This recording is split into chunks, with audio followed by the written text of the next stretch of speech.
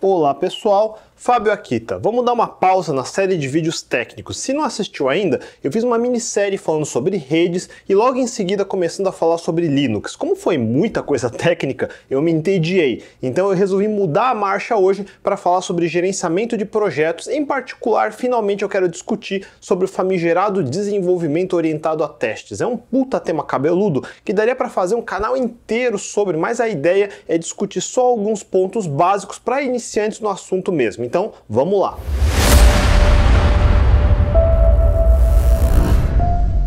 Se você já tem experiência, trabalha em grandes empresas e grandes projetos, certamente vai discordar de algumas coisas que eu vou falar hoje e não está errado. Processos de gerenciamento de projetos de software variam bastante e devem ser customizados especificamente para o seu tipo de empresa, para o seu estilo de trabalho em equipe. Não existe nenhuma metodologia que vai se encaixar magicamente em todos os lugares. Simplesmente não existe. É inútil tentar fazer isso. Eu falei sobre isso no vídeo de Esqueça Metodologias Ágeis. Eu recomendo assistir esse também depois. A expectativa é que existe algum conjunto de procedimentos que toda a equipe consegue seguir para manter os projetos estáveis e eficientes. Certamente deve existir algum tipo de PMI, Agile, CMMI, blá blá blá, alguma fórmula que o Spotify, Netflix, Microsoft, alguém inventou que resolve todos os problemas, e não tem. Quanto mais cedo aceitarem isso, menos dor de cabeça vão ter. Se você se vê dizendo, a gente segue o modelo Spotify ou segue qualquer modelo, certamente está fazendo errado. Veja no meu vídeo do Guia Definitivo de Organizações. Além disso, se você é um empreendedor não técnico, certamente assistiu um monte de palestras motivacionais, bullshit de startups e está fazendo um monte de coisas erradas. Eu fiz 3 vídeos para vocês também, o de Empreendendo Errado com Software e o vídeo em 2 partes dos 10 mitos sobre tech startups. Eu vou tentar não repetir o que eu já disse lá, então assistam depois também. Vamos lá, no final do dia, você, como membro de uma equipe de desenvolvimento de software, precisa entregar alguma coisa que seu chefe ou seu cliente precisam no produto deles, ou mesmo no seu próprio produto. Se for iniciante, é muito mais fácil integrar uma equipe que já existe, que tem membros experientes e processos já em andamento. Um iniciante sempre vai fazer errado da primeira vez, especialmente sozinho. Não tem como acertar de cara sem nunca ter feito. E isso não é um defeito, é natural. São muitas peças móveis que você nunca viu funcionando. É que nem eu dar um carro desmontado e mandar montar tudo e ainda funcionar direito no final. É impossível. Vai parecer que é simples, só encaixar as peças, apertar os parafusos, mas não é só encaixar. Precisa monitorar cada pedaço, testar, ver se não tem vazamentos, se está tudo alinhado, balanceado, etc. Porque se sair só montando tudo, sem testar nada, quando terminar e tentar ligar o carro, vai explodir. Ou o mais provável, nem vai ligar. E ninguém vai saber por quê. E agora que está tudo montado, vai precisar desmontar tudo e ir testando. No mínimo, vai ser uma grande perda de tempo. Antes de mais nada, você precisa de pelo menos um membro da equipe um pouco mais experiente. Nem vou dizer sênior, porque eu não quero ficar tentando definir hoje o que é júnior ou sênior, mas alguém que já entregou no mínimo um projeto de sucesso, porque essa pessoa precisa se responsabilizar pelas decisões técnicas, decidir qual framework, bibliotecas, módulos, como as coisas vão ficar organizadas, como vai ser feito o deployment e, lógico, todo mundo da equipe pode e deve contribuir com ideias, sugestões, mas alguém precisa bater o martelo e todo mundo seguir em frente. Senão, toda hora se perde tempo com discussão inútil, um grupo cheio de opiniões que leva horas ou dias para decidir as coisas é ineficiente e o resultado sempre vai ser uma droga. Aliás, se isso acontece, é um bom sinal que o tal sênior responsável é ruim. Nenhuma equipe respeita alguém que só fala, mas não faz. Um bom sênior fala menos e mostra mais, ensina como faz na prática. E o melhor é errar cedo, ter evidências de por que a primeira decisão deu errado e isso servir de input para uma segunda decisão melhor, do que ficar horas discutindo o melhor caminho para no final dar errado de qualquer jeito. Isso talvez seja a coisa mais fundamental numa equipe. Errar antes e consertar rápido é infinitamente melhor do que horas e horas de discussão tentando chegar em consenso. É bike shedding. Ninguém tem certeza? Foda-se. Cara ou coroa, faz um teste, vê se funciona. Se falhar, agora veja por que falhou, conserta e segue em frente. Essa é a essência do processo de lidar com o desconhecido. Todo mundo pensa que quando algo é desconhecido, o certo é tentar planejar infinitamente, até ter todos os passos minuciosamente detalhados, mas está errado, é desconhecido. Qualquer planejamento que tentar fazer, quanto mais detalhado for, mais errado vai estar. Acho que esse é o ponto principal da discussão de hoje. Quando você e sua equipe são inexperientes, das duas uma, ou vão andar super lento porque vão tentar planejar em excesso, discutir em excesso, ou vão ser kamikazes retardados que vão começar a fazer isso aí fazendo sem parar para ver se estão indo na direção certa. Ambos estão errados. Eu não consigo entender por que o desespero não leva ao mais óbvio, que é errar cedo, consertar rápido e o mais importante, garantir que o que já foi feito e está certo não quebre à toa, porque isso seria o equivalente a andar para trás. Não tem nenhum problema rascunhar o que precisa ser feito. Faça um checklist de funcionalidades, faça post-its com cada tarefa, faça uma planilha, não importa.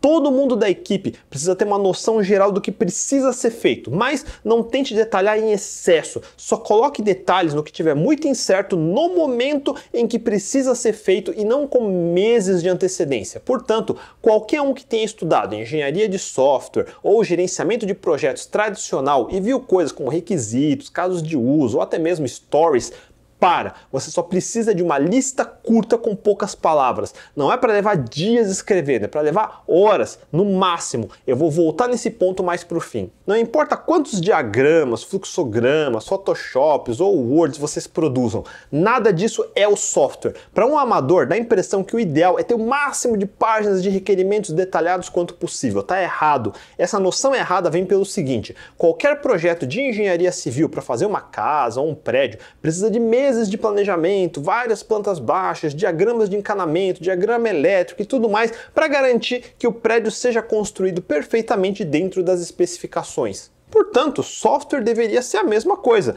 Vamos fazer 500 páginas de diagramas UML, que é o equivalente à planta baixa, porque daí, quando for escrever o software propriamente dito, vai sair tudo perfeitamente dentro das especificações. E essa premissa está errada. Todo mundo acha que um programador é um pedreiro, não querendo desvalorizar o trabalho de pedreiros, mas um programador na realidade é o arquiteto. O trabalho de pedreiro é 100% automático desde sempre. O pedreiro de software é o compilador ou interpretador. A planta baixa é o código-fonte do software. Portanto, todo programador, quer ele queira ou não, faz trabalho de um arquiteto. Lógico, se sua linha de trabalho é só instalar WordPress para diversos clientes, não se está produzindo software novo, só copiando e colando o que já existe, e esse trabalho sim, parece mais uma linha de fábrica. Mas estamos falando de fazer software que não existe, quase do zero, reusando vários componentes como frameworks ou bibliotecas. Sim, mas o software final não seria possível fazer numa linha de fábrica. Cada passo no desenvolvimento desse software requer tomadas de decisões de cada programador envolvido. Não existe receita. O famoso exemplo de fazer um botão com cor na tela, dá para fazer de dezenas de jeitos diferentes. Eu posso fazer todo o CSS HTML do zero, eu posso escolher usar um Tailwind da vida, mas se eu escolher isso, não pode ser só para um botão. O certo é usar em todos os botões e elementos gráficos de todas as telas. Eu quero isso.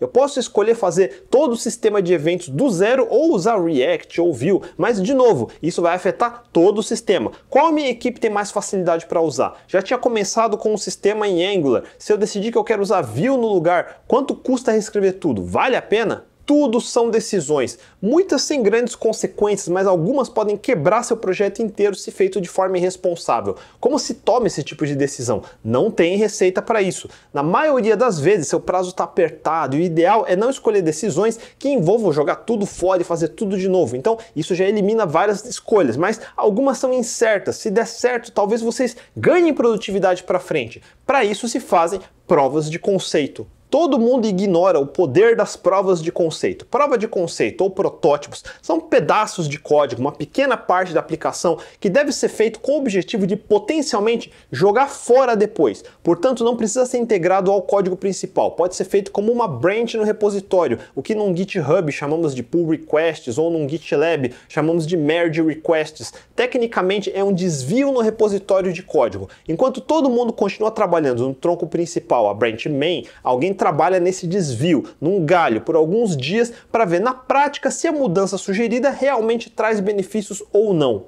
Provas de conceito tem que ser um empreendimento curto, um microprojeto de prazo fixo, coisa de 2 dias, uma semana no máximo. Mesmo estando incompleto, no final desse período deve dar para a equipe ver na prática como a ideia se materializa em código, os impactos que causa e se todo mundo está confortável em seguir em frente. Daí pode até jogar fora esse galho todo e voltar para o tronco principal aplicando seja lá qual seja essa mudança técnica. Ou então se prova que a ideia era mais complexa do que se imaginava e todo mundo descarta essa ideia, mas isso não foi perda de tempo.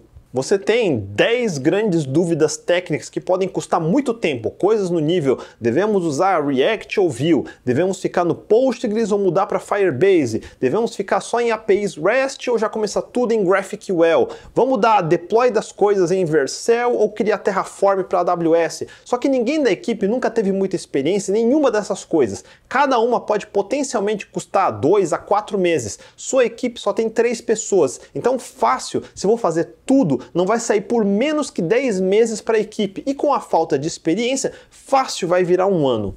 Em vez disso, para tudo. Cada um da equipe vai fazer provas de conceito de cada coisa, num prazo máximo de 2 semanas.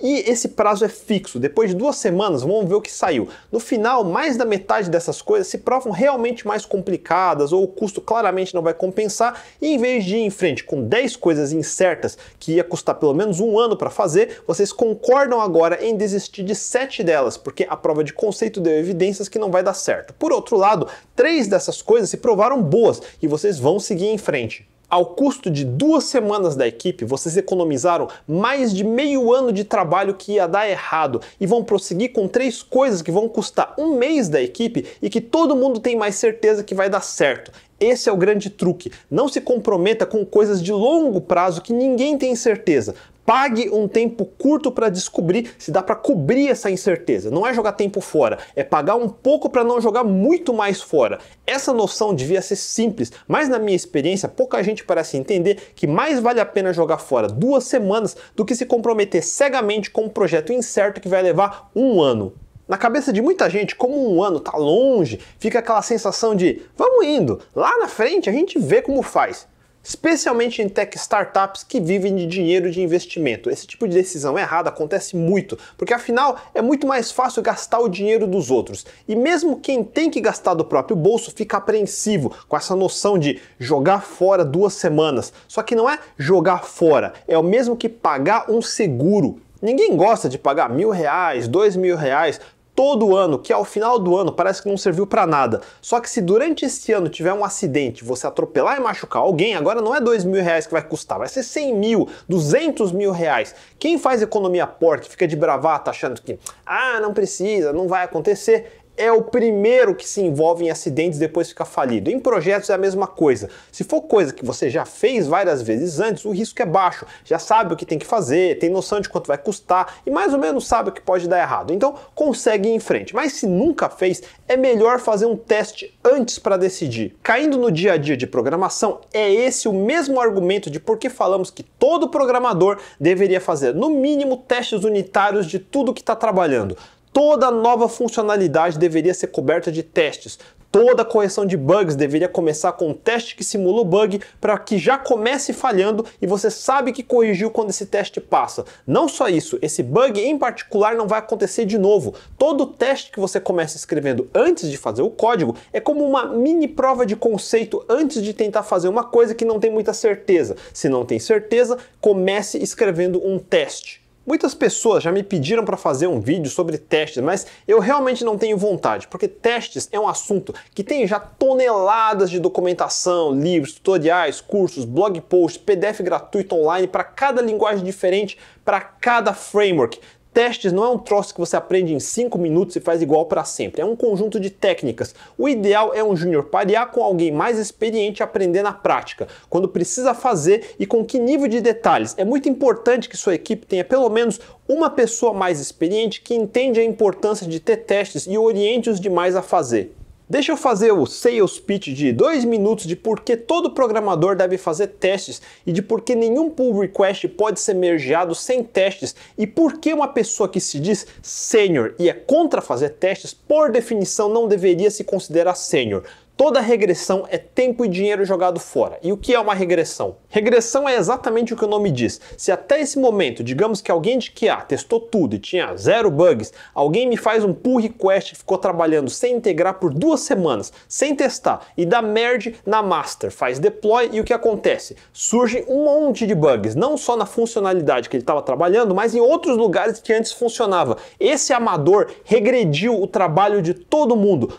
Tudo deu passos para trás. Agora o certo é dar revert nesse pull request, reverter mesmo. Só que esse pull request não tem mais como voltar atrás, porque ao dar deploy ele alterou o esquema do banco de dados e não tem como voltar mais ao esquema anterior sem um grande downtime, um desastre. E claro, tenha certeza que esse indivíduo fez esse deploy na tarde de sexta-feira. Lógico, cancela o happy hour, porque a noite de sexta vai ser longa, fim de semana dentro, para consertar essa cagada. O fluxo é simples. Todo programador, seja fazendo testes antes ou testes depois, quando diz que concluiu seu pull request, também adicionou um mínimo de testes, fez rebase com a master e indicou para a equipe que está tudo pronto. Alguém da equipe sempre deve avaliar esse pull request, normalmente alguém mais experiente. Pelo menos bater o olho e ver que não tem nada que parece muito mal feito ou muito fora do lugar. E principalmente, se tem testes. Se não tiver, já rejeita. Se for uma equipe minimamente bem equipada, está usando repositórios privados de Git, seja num GitHub ou GitLab.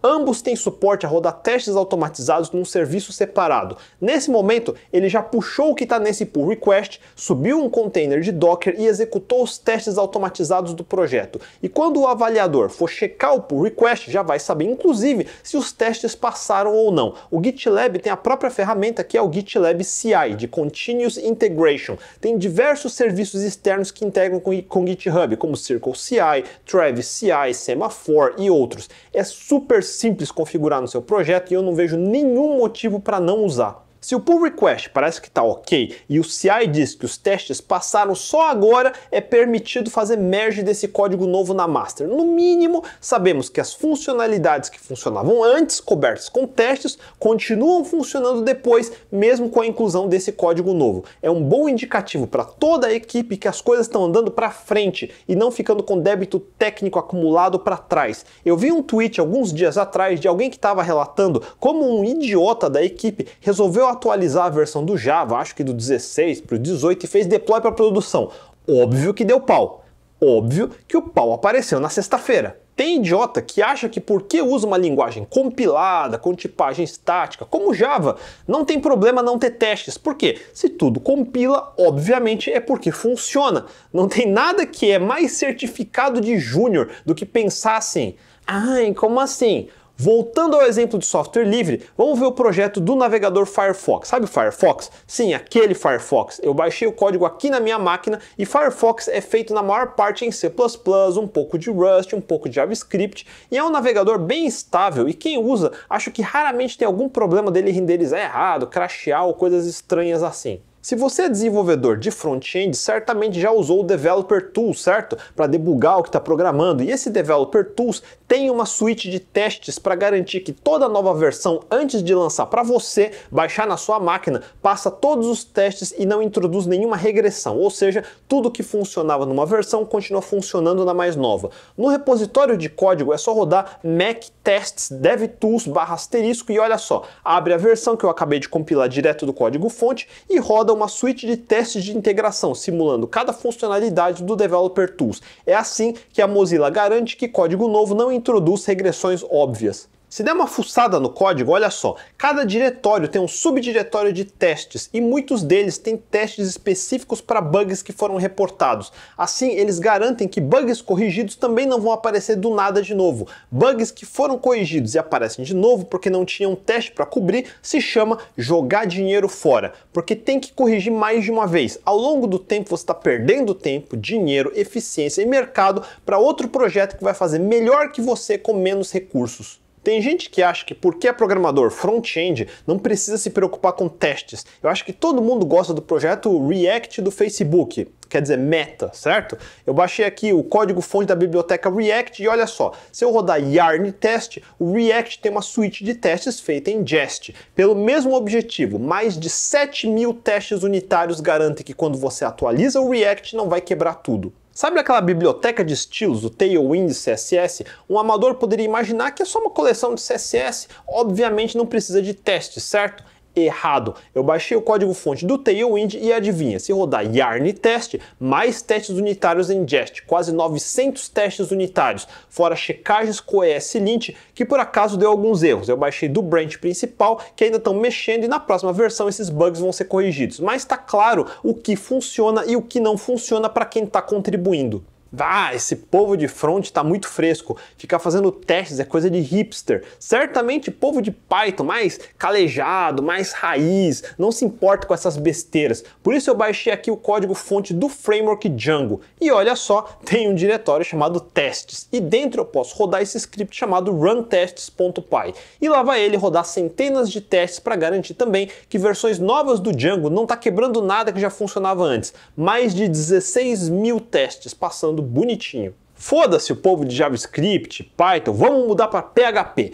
PHP sempre foi conhecido por ser quick and dirty, rápido e sujo, código raiz, programador cowboy, que programa orientado a gambiarra, pogzão na veia. Eu baixei aqui o código-fonte do framework Laravel, que é um dos mais usados hoje, e só que não. Eu posso rodar Composer exec PHP Unit, olha só, quase 8.000 testes, e de novo para garantir que a versão mais nova não introduz nenhuma regressão. Por acaso falhou, povo ainda está mexendo, próxima versão estável certamente já vai ter corrigido esse bug. Mas nós sabemos que tem o bug porque tem suíte de testes. Aliás, sabe o editor de textos mais usados por programadores hoje, o tal do Visual Studio Code? Provavelmente até você assistindo que não gosta de testes aí, usa para fazer seus códigos porcaria. Eu baixei o código-fonte também e tem testes automatizados rodando Yarn Smoke Test, que segundo a documentação deles, é rodado antes de gerar o binário final que você baixa para instalar, igual o Firefox. Tem testes de integração, onde abre o aplicativo e vai testando cada funcionalidade que a gente aceita, que simplesmente funciona em toda a nova versão. E tudo só funciona porque tem testes para garantir isso. E voltando ao Firefox, parte dele é feito em Rust. E para você, seu infeliz, que ainda acha que só porque código compila tá tudo bem, não era o Rust que tem o tal compilador mais inteligente de todos os tempos, que muita gente acha que é mágica e garante não só binário super performático, como se tivesse sido feito em C e sem bugs de gerenciamento de memória ou problemas de segurança? Muita gente só falta dizer que o compilador escreve o código para você de tão bom que ele é. Certamente, se o código em Rust compila, não precisa de testes, certo? Bom, eu baixei o código-fonte da biblioteca Tokio, que é o framework para desenvolvimento assíncrono em aplicações feitas em Rust. Todo projeto Rust acompanha um arquivo cargo.toml, assim como todo projeto JavaScript acompanha um package.json. E assim como existe npm ou yarn, em Rust temos o comando cargo. Cargo install é equivalente a um npm install. E adivinha, o próprio cargo, ferramenta padrão que já vem com o Rust, tem essa opção teste. E o que isso faz? Vamos ver. Só executar cargo teste. Olha só, ele rodando a suíte de testes da biblioteca Tokio. Ou seja, nem mesmo um projeto em Rust, que é armado com o compilador que é considerado a obra-prima dos compiladores, evita os autores do Tokio de não fazer testes. Aliás, pode ver, ele sai rodando centenas de testes, não é um ou dois. Ah, mas só de compilar já devia ser suficiente. Não, sua múmia paralítica. Os criadores do Rust armaram o cargo para rodar testes. Você acha que você, logo você, entende mais do que os criadores do Rust? E você, que é de Java e também detesta testes, que tem essa noção atrasada de porque o Java compila, tem tipos estáticos, então se compila tá tudo certo? Você que acha que só linguagens dinâmicas não compiladas, como Ruby ou JavaScript, que precisam de testes, sabe onde nasceu o conceito de TDD? Foi com o Kent Beck, que fez o primeiro JUnit em Java. Desde os anos 90 a gente sabe que só porque alguma coisa compila não quer dizer que funciona. Só porque compila não significa que bugs não foram introduzidos. E por ficarem cansados de toda hora ter que correr atrás do próprio rabo, de ficar corrigindo coisa que já funcionava, que os agilistas originais formalizaram o conceito de testes em Java. Aliás, eu falei de Java e não mostrei Java. Só de exemplo, eu baixei o código-fonte de um dos frameworks web mais usados, que é o Spring Boot, rodando o bom e velho Gradle W Build. Olha só, baixa todas as dependências junto com a internet inteira 2 vezes e roda todos os testes automatizados na sequência. O build só é considerado ok se compila e os testes rodam sem erro até o fim. E são milhares de testes. Ué, mas não era só compilar que já estava garantido que funciona? Obviamente não. Muito antes de existir o conceito de TDD, a gente já fazia testes automatizados de um jeito ou de outro. Toda empresa de software madura faz testes. É por isso que seus programas e seu sistema operacional não quebram o tempo todo, toda hora. E mesmo com tudo isso, ainda assim bugs acontecem. Significa que se não tivesse todos esses testes, teríamos ordens de grandeza mais bugs em tudo. Novas versões iam demorar ordens de grandeza a mais para sair. Ia precisar de ordens de grandeza a mais pessoas testando. Mas não, hoje em dia, quase todo dia, algum programa que você tem instalado ganha uma versão nova. Mas você raramente é incomodado. Bugs acontecem, mas são raros. E a razão disso é que todo software maduro, proprietário ou de código aberto, tem testes. Veja aqui o meu blogzinho feito em Ruby on Rails. Ele é ridiculamente simples. Eu mesmo que fiz em 2012, eu não lembro se foi em Rails 3 ou 4, e de lá para cá eu atualizei até o Rails 6, rodando em Ruby 3. Toda vez que sai versão nova da linguagem ou do framework, eu atualizo para ganhar as correções de segurança principalmente. Eu venho atualizando faz 10 anos e toda vez eu atualizo as bibliotecas também. Mas diferente do tweet da pessoa que falou que o cara atualizou o Java e subiu para produção, antes eu rodo meus testes em RSpec. Se não passa, obviamente eu não subo. Faço pequenos ajustes quando precisa, se a API de alguma biblioteca mudou. Mas os meus testes pegam a maior parte dos problemas. Uma vez por ano eu gasto 30 minutos, atualizo as coisas e subo. Ter testes não é burocracia, não é perda de tempo, é um seguro. Não fazer testes é a mesma coisa que dirigir sem seguro. Na maior parte do tempo não parece ter muito valor mesmo. Sempre dá para fazer tudo rápido, sujo na gambiarra. Você se sente o herói de entregar as coisas rápido, mas é inevitável. Sua produtividade e da sua equipe vão gradativamente caindo, porque mais e mais se perde tempo corrigindo bugs do que fazendo coisa nova. Em breve, a maior parte do seu tempo é só corrigindo bugs. E o que o amador fala? Ah, vamos mudar para o framework mais novo, vamos mudar para a linguagem mais da hora. Quantos de vocês conseguiram manter e atualizar o mesmo sistema por uma década? Não existe nenhuma linguagem inventada na história que só pelo fato de compilar garante que não precisa de testes. Todo mundo que entendia isso já fazia testes de alguma forma. A gente fazia alguns scripts separados do código para rodar partes que eram mais sensíveis se quebrasse, ou que sabíamos que sempre alguém fazia merda e quebrava. Era uma das coisas que separava os amadores dos espertos. O que aconteceu foi que as comunidades ágeis deram nome aos bois e criaram convenções e semânticas para todo mundo falar a mesma língua, mas não existiu uma data especial que divide antes com 0 testes e depois com testes. Foi gradual, com décadas de atirar no próprio pé, que naturalmente levou os programadores mais experientes a chegar na mesma conclusão. Enfim, o problema é que a maioria de vocês assistindo detesta fazer testes e a desculpa é perda de tempo, mas a verdade é porque vocês não conseguem fazer. Vocês acham que ninguém percebe. Todo mundo que se sente incapaz de fazer alguma coisa tenta denegrir esse alguma coisa. E é óbvio, não sabe fazer porque nunca faz. Assim como tudo em programação, fazer testes depende de treino e prática. Não existe nenhum livro ou curso que dá para ler e automaticamente sair fazendo testes perfeitos. Você que é front, assistiu um curso e já saiu criando interfaces do nível de complexidade de um Canvas instantaneamente? Ou precisou de semanas e semanas apanhando de CSS obscuro? Ou você que é back, só leu um tutorial e já saiu criando APIs perfeitas em GraphQL integrado com back-end de Firebase? Em 5 minutos já saiu codando como se não houvesse amanhã? Duvido! Não adianta só ficar procurando coisa para ler, precisa praticar. Assim como tudo que já fez, todos os seus primeiros testes vão ser uma bosta. Mas é assim que começa. Eu citei vários projetos de código aberto, dá uma olhada nos testes deles para se inspirar. Tem centenas de outros projetos mais parecidos com o que estiver trabalhando agora. Baixa e lê os testes deles. Copia, altera, testa, joga fora, começa de novo, repete. É assim mesmo. Outra desculpa é falar que o projeto já está meses ou até anos sem nenhum teste. É o cúmulo da preguiça ouvir isso. Ótimo, faça você o primeiro teste. Pelo menos essa uma funcionalidade que acabou de entregar está coberto e vai ser mais difícil de aparecer bug aleatório pela falta de atenção de outro programador depois. E se alguém pisar em cima do seu código, só de rodar esse um teste, dá para saber que quebrou, quem foi, em qual commit e corrigir mais fácil. De um teste em um teste, a cobertura naturalmente aumenta. Alguém reportou um bug, abriu um ticket, faça o teste que simula o bug reportado. Agora corrige. Pronto, esse é um bug que dificilmente vai aparecer de novo. E olha só, do nada você começou a andar para frente, em vez de ficar só olhando para trás. E total de cobertura? Precisa ser 100%?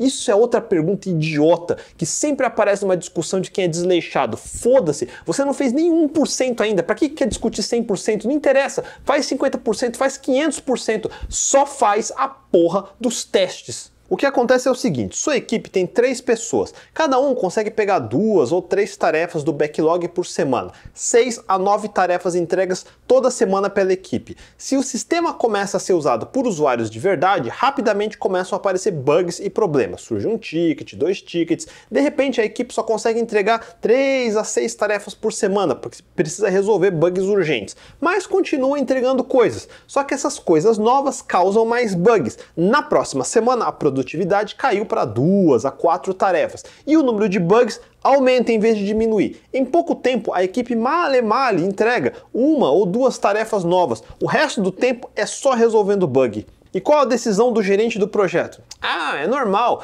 precisa contratar mais programadores. Ele convence a diretoria, dobra a equipe e voilá, a equipe volta a entregar 6 a 9 tarefas novas por semana e todo mundo continua sem se importar com testes ou qualidade em geral. É crunch, só entregar e entregar. O volume de código só aumenta, ninguém joga nada fora, vai só acumulando débito técnico. Mais código novo significa mais bugs e no final acontece a mesma coisa. Nas semanas seguintes a produtividade cai para 3 a 6 tarefas, depois para 2 a 4 tarefas e de novo a nova equipe com o dobro de integrantes está male entregando 1 ou 2 coisas novas por semana. O resto é só apagando incêndio. Digamos que todo mundo é ruim em testes. Se lá no começo tivesse decidido entregar tudo com testes, em vez de 6 a 9 tarefas, a equipe estaria entregando só de 4 a 6 coisas, talvez menos. Parece bem ruim. A diferença é que vai ser 4 a 6 toda semana. Surgiu um bug novo, o programador que pega para corrigir adiciona teste, segue todo o processo que descrevi antes. Esse bug em particular não aparece de novo. Entregou coisa nova? A suíte de testes garante que o que tinha antes não quebrou por conta disso. E assim,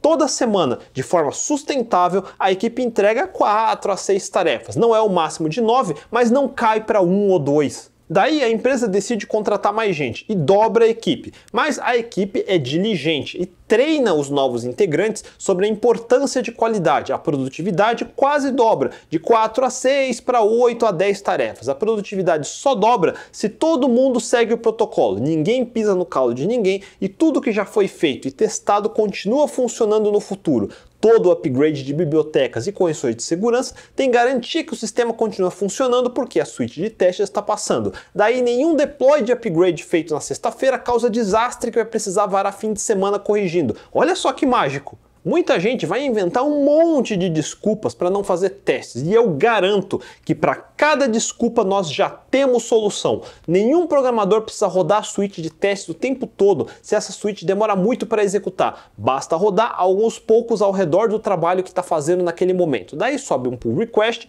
que vai ser pego por um GitLab CI e esse servidor de CI é quem vai rodar a suíte inteira de testes. Não só isso, se a suíte passar, esse CI pode fazer CD, que é Continuous Deployment, e automaticamente subir em ambiente de staging e notificar a equipe de QA. Obviamente eu não posso mostrar projetos confidenciais dos meus clientes, mas eu posso mostrar esse projeto interno que nós usamos. Olha um pull request. Se olharmos o que mudou, podemos ver que além do código, temos ajustes em specs também, que são testes. Quando o desenvolvedor subiu o código, o CI pegou e iniciou o job para rodar os testes. Nesse caso, levou pouco mais de 5 minutos. Passou com sucesso e lógico, só porque todos os testes passaram não significa que não tem nenhum bug, só que não tem nenhum bug muito óbvio. Mais do que isso, no nosso caso, tem configurado também checagens de segurança. No ecossistema Ruby, temos coisas como Brakeman, que avalia o código por buracos de segurança conhecidos, como injections. Essa aplicação sobe no Heroku, que tem uma funcionalidade chamada Review Apps. Podemos ter um deployment separado de testes para cada pull request que ainda está aberto,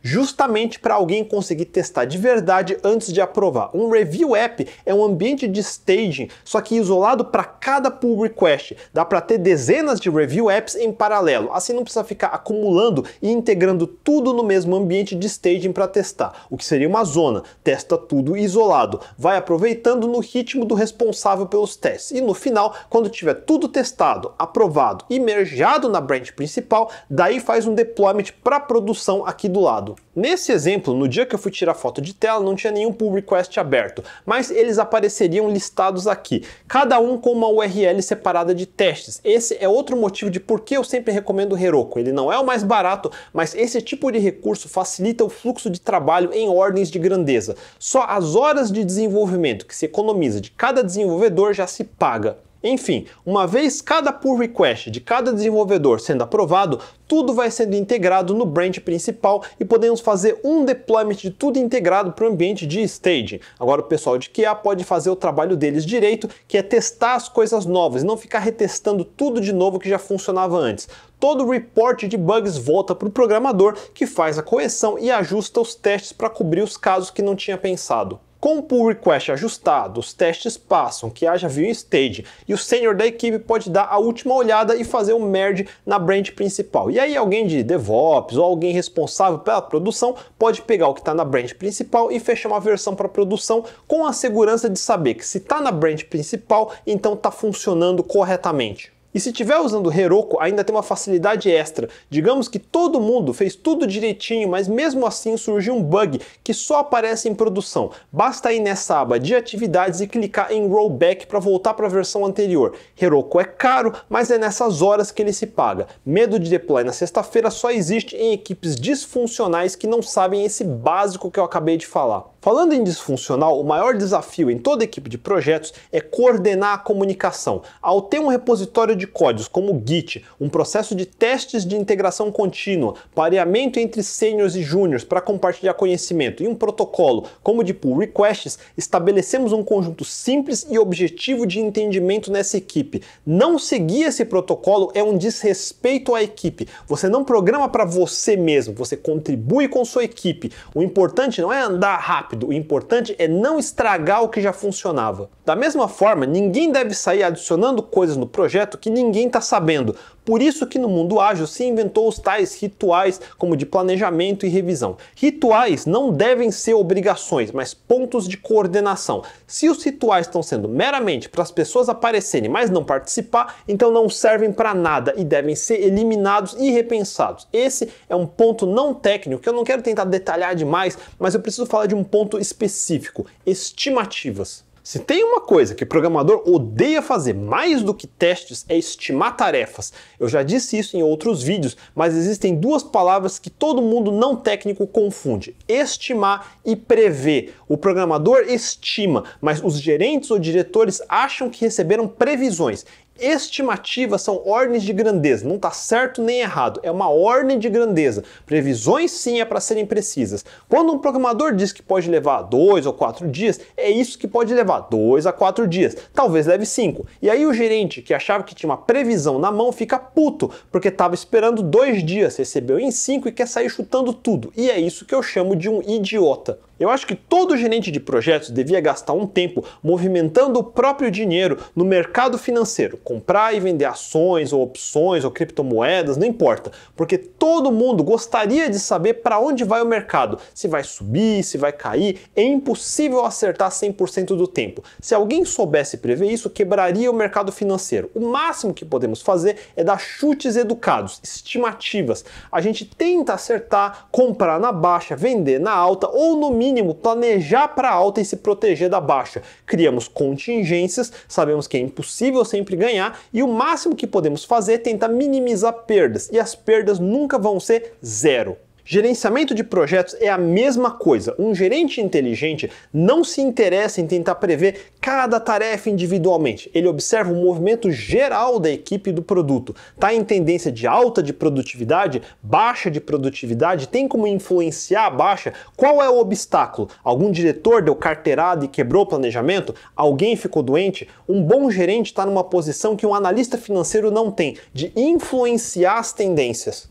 Lógico, quanto mais um programador ganha experiência e tem mais segurança no que realmente sabe e o que não sabe, mais e mais suas estimativas se aproximam de previsões. Ele já tem uma boa noção de quanto tempo leva a maioria das coisas. Quanto mais inexperiente, mais longe vai ser essa estimativa. Faz parte do crescimento profissional de cada um começar a quantificar suas próprias capacidades. Ninguém tem a obrigação de acertar estimativas, mas claro, quanto mais precisas forem, mais todo mundo consegue confiar mais e mais em você. É uma das formas de subir na carreira, entregar o que promete. Tarefas, stories, ou seja lá como quer chamar, são meras formalidades. Quanto mais curtas, objetivas, direto ao ponto forem, melhor. O objetivo não é um concurso de literatura, onde todo mundo tem que fazer uma dissertação. A quantidade de palavras deve ser o suficiente para que toda a equipe envolvida saiba no que está trabalhando. Só isso. Tem 500 blog posts, livros e cursos tentando ensinar a melhor forma de escrever requerimentos. E a maioria é bullshit. Quer dizer, até faz algum sentido. Pode ser usado como inspiração, mas não existe nenhuma receita que dá para só seguir. Assim como testes, estimativas, escrever requerimentos também depende de prática. Estude o que se sugere, mas não siga ao pé da letra. User Stories tem aquele formato idiota de eu, como usuário, quero conseguir adicionar um produto no carrinho e ter o total do pedido para poder pagar minha compra ou algo assim. Pode ser, é bonitinho, tem o objetivo de forçar as pessoas a pensar em para quem é a funcionalidade sendo feita, qual o objetivo e facilitar pensar na melhor forma de fazer. Tem coisa que precisa de mais detalhe que isso, um protótipo de tela no Canvas, um rascunho de conta de imposto. Tem coisa que nem precisa de tanto detalhe assim. Bugs costumam ser mais diretos. Quando o usuário abre o Firefox de Mac, o box de itens fica em cima do box de cartão e não dá para digitar o código de segurança do fucking pedido e a fucking compra não finaliza.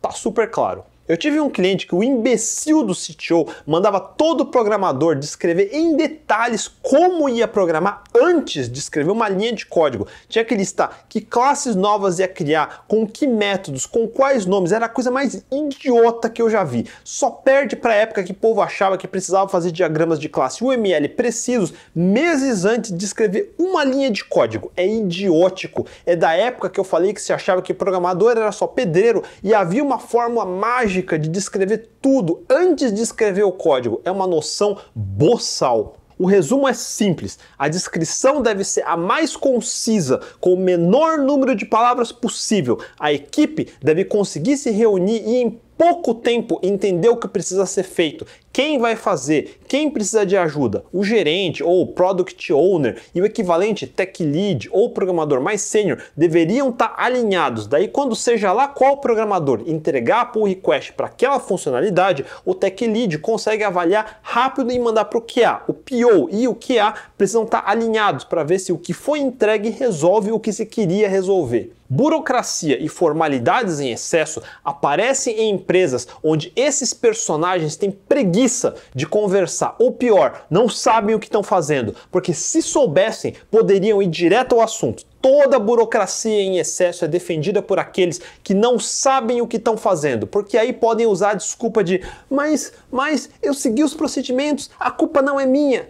Toda burocracia é uma muleta para cabideiro que não deveria estar ocupando as posições que estão ocupando. É assim simples. Voltando para estimativas, não existe nenhuma fórmula nem procedimento que, dado uma descrição em texto de um caso de uso ou user story, ou seja lá o que for, chega num número de horas ou dias exatos para resolver essa tarefa.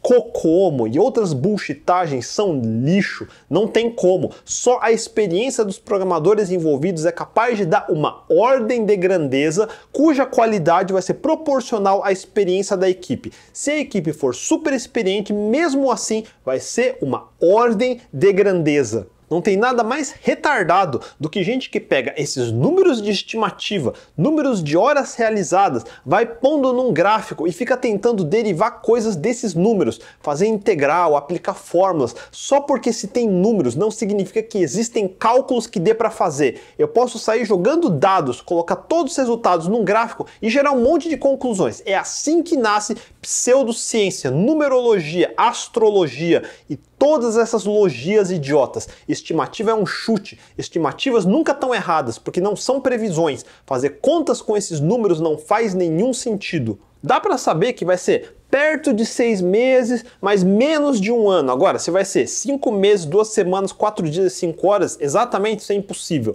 Gastar horas tentando estimar tudo é um exercício de futilidade. Não perca tempo tentando prever com exatidão. Aprenda a lidar com ordens de grandeza. Simplesmente escreva o que se sabe que realmente precisa fazer. E nem tente detalhar 6 meses de trabalho de uma só vez. É inútil. Descreva o curto prazo em detalhes. 1 mês, no máximo 2 meses de trabalho. Tenha a direção do longo prazo em mente, mas ajuste enquanto vai andando. Deixa a equipe se dividir em quem faz o que e siga o que eu falei até agora sobre pull requests e merge. Mesmo sem ter estimativa nenhuma, você como gerente ou como qualquer membro da equipe vai ver que numa semana a equipe entregou 10 tarefas, stories ou seja lá como quer chamar. Na semana seguinte entregou 9, na outra semana conseguiu entregar 11, na semana depois dessa entregou 7. O que o gerente ou facilitador dessa equipe começa a notar? Uma tendência. Parece que, seja lá como se descreve tarefas nessa equipe, eles conseguem entregar uma média de 8 a 9 unidades dessas coisas. E se for esperto, vai notar que quando entrega menos, coincide quando sobe versão nova para produção. Daí o suporte recebe reporte de bugs que entram no backlog da equipe e isso diminui a quantidade de coisas entregues. O gerente tem que falar com o tech lead, que revê o processo e vê que ele estava deixando passar por requests com testes não tão bons. Ele pareia com o programador júnior que estava fazendo errado, ensina na prática onde estava errando e agora ele passa a produzir um pouco melhor. E é assim que uma equipe evolui, um passo de cada vez. Não é via metodologia, nem aumentando formalidades e burocracias. É via bom senso, resolvendo problemas na raiz, em vez de ficar inventando band-aids ou pior, mais burocracias inúteis. E o principal, reorganizando a lista de coisas a fazer para garantir que as coisas mais importantes estão sendo feitas primeiro e tudo que é opcional ou de pouco valor está no fim da lista. Assim, caso não dê tempo de fazer tudo, pelo menos você sabe que o mais importante foi feito. E cuidado, eu não estou dizendo que não se deve perder nenhum tempo descrevendo tarefas ou que não se deve fazer nenhuma estimativa. Eu estou falando que a formalidade não é tão importante. Tem que começar a escrever e aceitar que vai estar mal escrito. Aceitar o feedback de que o programador fez errado porque do jeito que estava escrito ficou ambíguo e aí vai ajustando os detalhes para a próxima vez até o nível que faz sentido.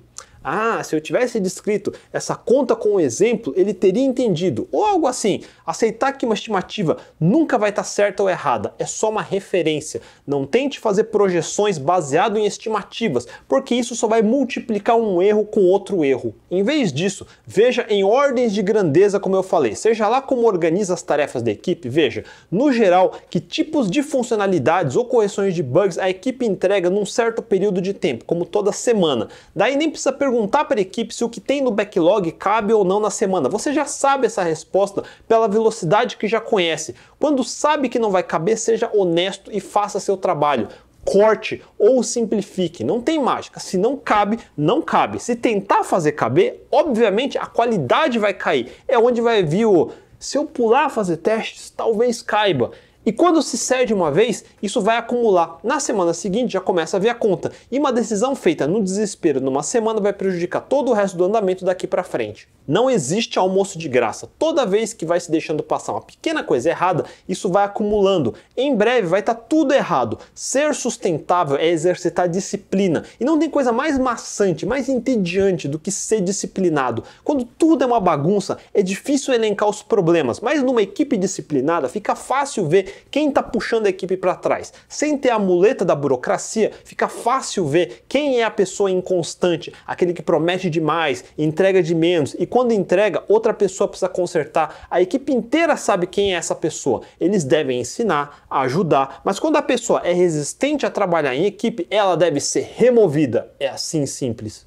A decisão errada é manter essa pessoa e contratar outra para aumentar a produtividade. Muitas equipes que eu já vi teriam a produtividade aumentada só de cortar os maus elementos, porque agora eles não precisam ficar consertando o que o mau elemento está entregando de mau jeito.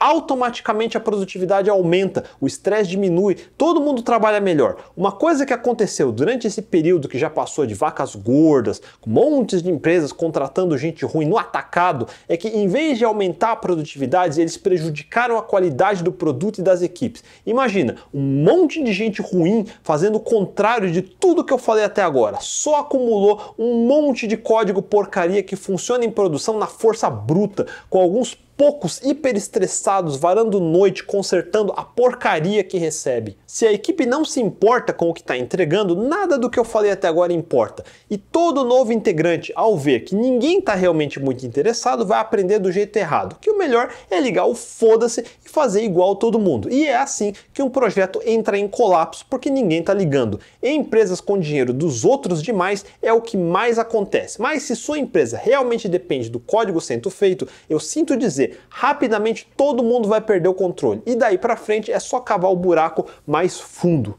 De novo, todo projeto é uma incerteza, especialmente nos primeiros dias, especialmente se for uma equipe nova, recém-constituída. Precisam aprender a trabalhar juntos ao mesmo tempo que precisam entender o que diabos vão construir. É uma montanha de incertezas. Por isso, o ideal é garantir que o básico do básico está garantido, que pelo menos o que está sendo entregue vai continuar funcionando ao longo do tempo. Exercitem o processo de testes, pull requests, integração contínua, deployment em staging, daí comecem a ver até que nível de detalhes realmente as tarefas precisam ser definidas e vai ajustando.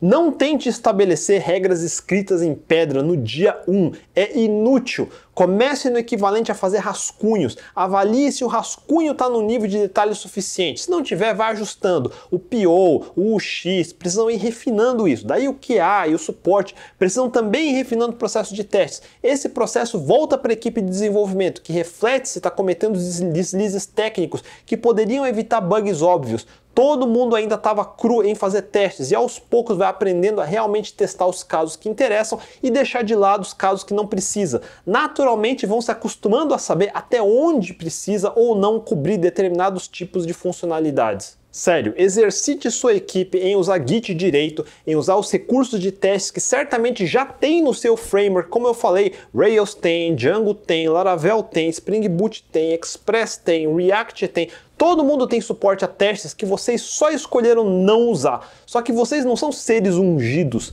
que fazem código sem erros. Pelo contrário, todo programador vai mais fazer erros do que acertar, especialmente se for júnior, e é normal. Só que hoje todo mundo deixa esses erros acumularem no repositório, porque os deploys para produção acontecem só uma vez por mês ou uma vez por bimestre. Daí toda vez que faz deploy, fica todo mundo apreensivo, porque já sabe que vai dar merda. Todo mundo sabe que empurrou os problemas com a barriga. Daí o dia do deploy é o dia da pizza na madrugada. Todo mundo correndo atrás do próprio rabo para consertar os erros que vão aparecendo. Um caos. Não seja esse clichê. Faz direito um pouco por dia. Para o dia de deploy em produção ser só mais um dia normal, tedioso, sem nenhuma adrenalina, porque todo mundo tem segurança que está tudo testado e funcionando. Fazer as coisas direito é muito chato, eu sei. Deixa para fazer código porco gambiarrado nos seus projetinhos pessoais, mas em projetos dos outros, aprenda a ser profissional. Imagina se seu médico também fizesse programação orientada a gambiarra sem testes, como você faz. Imagine se o médico do seu filho fizesse como você faz. Acho que não ia gostar, né? Cresce e age como profissional. Se ficaram dúvidas, mandem nos comentários abaixo. Se curtiram o vídeo, deixem um joinha, assinem o canal e compartilhem o vídeo com seus amigos. A gente se vê, até mais. Sobre testar, ver se não tem bala. Que caralho! Teste antes de decidir. E lá, que já estava garantido que funcionava. What the fuck? Desgraçado, maldito. Vai ser essa estimativa. Meses antes de escrever. Fuck! Tá, gente, são. Ui, um passo de cada vez.